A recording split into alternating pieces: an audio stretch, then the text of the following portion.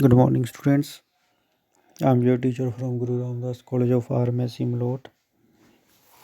मेरा जो सब्जेक्ट वो है pharmaceutics 2 D pharmacy second year students के लिए and this is second part of ophthalmic products. पहले पार्ट में हमने पढ़ा था कि ऑप्थेल्मिक प्रोडक्ट्स क्या होते हैं, उनकी करेक्टरिस्टिक्स, प्रॉपर्टीज़।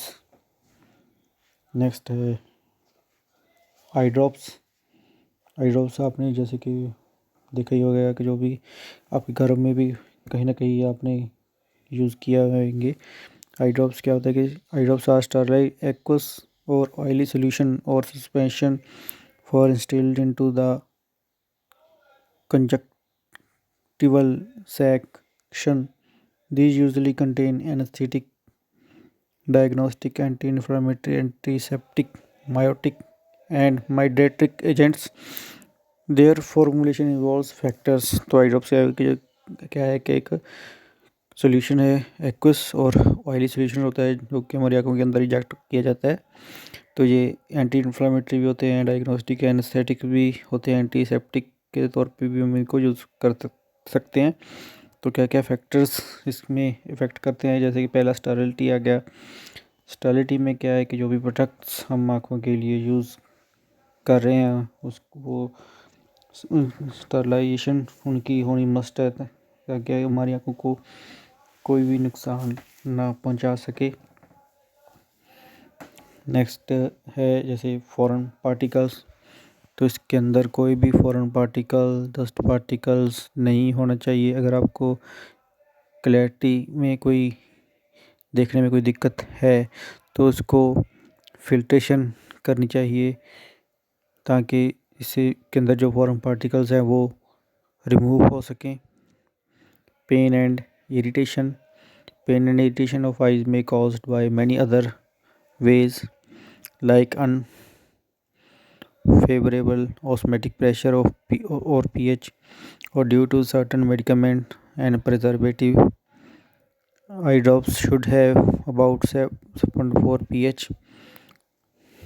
अगर इसकी pH से ज़्यादा है तो अगर pH मैच नहीं कर रही है किसी भी प्रोडक्ट्स की जो भी आँखों के लिए यूज़ होने हैं तो वो आपकी आँखों को पेन और इरिटेशन कॉज करेंगे। विस्कोसिटी, हमने बार बार यही पढ़ा है कि उसकी जो विस्कोसिटी है वो प्रॉपर होनी चाहिए ताकि प्रॉपर आई के साथ कंपेटिबल और आई के साथ कांटेक्ट में होना चाहिए, जिसके अंदर विस्कोसिटी होने के लिए हम कई तरह के थिकनिंग एजेंट ऐड करते हैं, जैसे कि पॉलीविनाइल अल्कोहल हो गया जो कि सबसे प्रेफरेबल थिकनिंग एजेंट है जो विस्कोसिटी में यूज़ किया जाता है।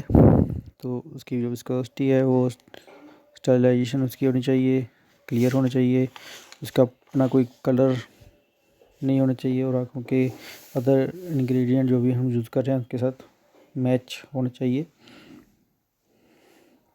एंटी माइक्रोबियल एक्टिविटी, उसके अंदर माइक्रोब स्कोर जो आँखों के लिए नुकसान पहुंचा रहे हैं उनको रोकने के लिए एंटी माइक्रोबियल एजेंट होने चाहिए।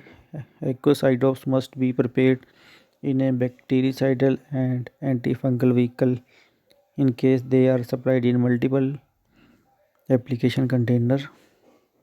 Eye drops preservative should be rapidly effective against a wide range of bacteria including Pseudomonas aeruginosa and fungi at normal storage temperature, harmless to the eye and cause neither pain nor irritation, compatible with medicament and other ingredients like stabilizers and thickeners, stable during sterilization and storage।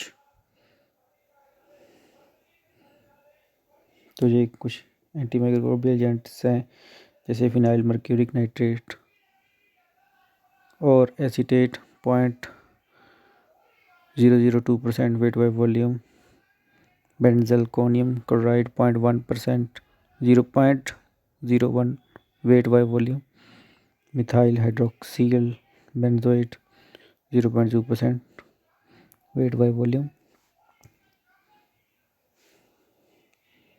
chemical stabilization. Iros are chemically stabilized to reduce degradation during sterilization and storage. A degraded product may be less active and or cause toxic effects. Next pH adjustment आ जाती है इसकी. pH of preparation is an important factor since most of drugs and degraded due to acidic or basic hydrolysis. Thus, the pH is adjusted suitably to check the degradation of drug and to serve other functions like to reduce discomfort due to irritation, to maintain chemical stability which might have decreased by slight change in pH due to various reasons.